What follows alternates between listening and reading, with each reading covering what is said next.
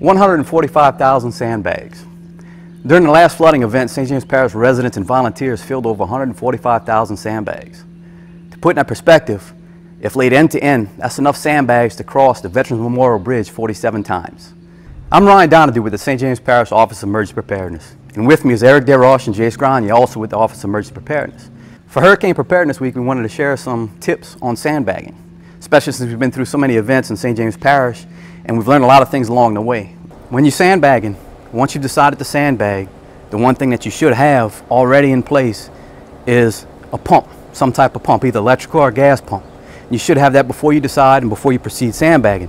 Once you build your sandbag wall, if it's raining and rain is getting on the inside of your wall or you have seepage coming underneath, you need to be able to pump that water out of your sandbags to make sure that you protect your home. This is an example of a kit that we would suggest you have, something similar to this. Some of the items you might want to have, most important piece is a pump.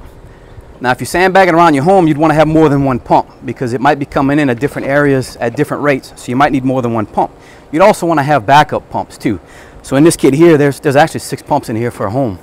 You have your sandbag, your pump on the inside, and your visqueen around the sandbags on the outside protecting your home. It's the most important parts. Extension cords, make sure they're rated for outdoor use. And when you use them, be careful because you are using electricity. Make sure they're plugged into the GFCI outlet.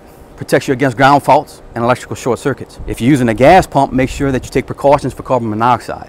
Another item we would recommend having is some corrugated tubing. This can be attached with adapters to a downspout. And basically you attach it to the downspout and direct the water out and over several feet away from the house. And that way the roof water is coming out and going outside of your sandbags. So one of the first things for sandbagging is filling the sandbags. When you fill your sandbags, you want to make sure you don't overfill them. Fill them no more than a half to maybe 2/3 full. That allows you to lay it over and compact it to where it'll settle in any dips or along the ground and make a good seal. One mistake many people make is overfilling a sandbag. Makes them a lot heavier, but also when you lay them, they'll leave a gap between the next sandbag because it's overfull. Another thing that people waste time on is tying the sandbags. The only time you need to tie a sandbag is when you're transporting it or you're storing it for a long period of time. Other than that, you really don't want to tie it. When you lay the sandbag, you want to make sure that you lay it and tuck the lip underneath and get a good pack on your base layer so you have a good seal between the ground and the sandbags, and as you build, it's less likely to allow water to come underneath it. First, we want to show you a few examples of how not to sandbag.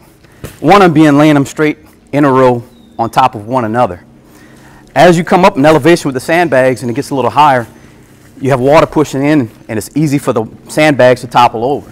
Now as they came up with a single row and as the water pushes in, it can easily topple those sandbags over the top and allow water to infiltrate your home. Another thing you can look at too is how they're sandbagging. There's a seam between them. It'll allow water to seep through. So now we want to show you the proper way of laying sandbags. Our sandbags are stored for a period of time, so they're already tied. But normally you wouldn't want to waste time tying them, especially in an emergency event. When you sandbag properly, you want to make sure you have a good base that's laid across the ground in several rows. And as you build your rows, you want to make sure that you stagger the seams. That way any water that might seep through between the seam will get stopped by the next row.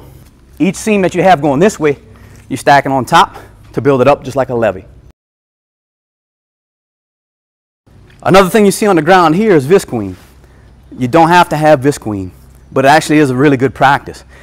You lay the visqueen underneath the first few rows of your sandbags, and as you build your sandbag levee up, when you complete it, you take the visqueen and roll it over top. After you roll it on top, you'd weight it down on top with a few sandbags to keep your visqueen in place. This now makes your levee really good to where it won't allow water underneath because you packed your base really well, and now the whole levee is protected by visqueen, by plastic. It's basically a barrier between the water and your home, protecting your home. So one of the most important parts when you're sandbagging is the base layer. The base layer creates a seal between the ground and the sandbags, preventing water from coming through. In a situation like this with gravel, if you just took sandbags and laid them on top of the gravel, you won't have a good seal. The water will actually just filter through underneath the sandbags, which is one problem we've seen with a few homes in the past. So the best practice when you're doing with gravel is to actually shovel out and get to a firm, compacted ground as much as you can.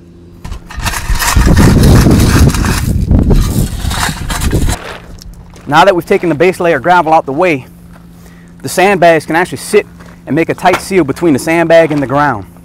So the same with any sandbag, and you want to lay them and stagger your seams. Now you have a good seal between the ground and the sandbags, and you're breaking your seams again to where you don't have water infiltrating as easily between the sandbags themselves. Floodwaters may be contaminated with sewage and chemicals, such as oils and pesticides. Remember to use caution when dealing with floodwater and sandbags that may have been exposed to contaminants. Please go to stjamesla.com for additional resources and information.